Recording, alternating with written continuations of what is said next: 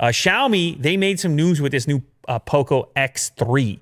I don't know if this came onto your radar or not, but you know the conversation around the spec for the money, the value proposition. People want to know, what can I get for less? They want to know, what can I get for around 200? They want to know, what can I get for around 250? This is the question in the world right now.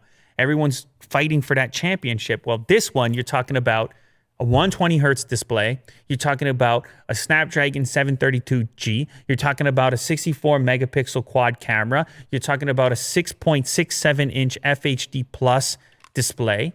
You're talking about 6 gigs of RAM to go with your 64 or 128 gigs of storage. You're talking about a 5,160 milliamp hour battery. You're talking about a 33 watt fast charger in the box.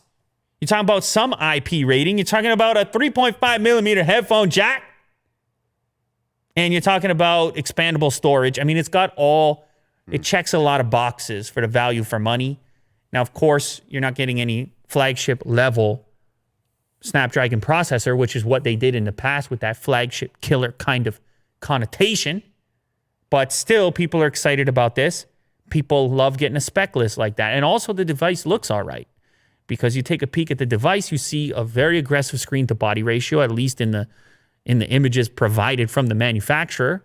You see a pretty cool camera layout on the back. You got a lot of camera units over there. What else you got? You got HDR10 certification. You get the low blue light for the eye fatigue on there. You got a 240 hertz touch sampling rate, which gamers care about. And, of course, 120 on the refresh, which everybody loves. 2400 by 1800 pixels, Gorilla Glass 5. It's got a lot of things you would want with a price tag coming in on the entry level somewhere around $250. That's really good. You know, so there you go. Maybe POCO is back. POCO phone. Remember those days, Will? Upended the whole smartphone world. How much was it? 300 for the F1? I don't know. You're taking me too far back. Yeah, I'm an old man. I don't remember. It might have been around 300, but it had the flagship chip of the time in it. But everybody sort of figured that was a lost leader. That was the type of thing. They're trying to get the name out, build the brand, maybe even lose a few bucks.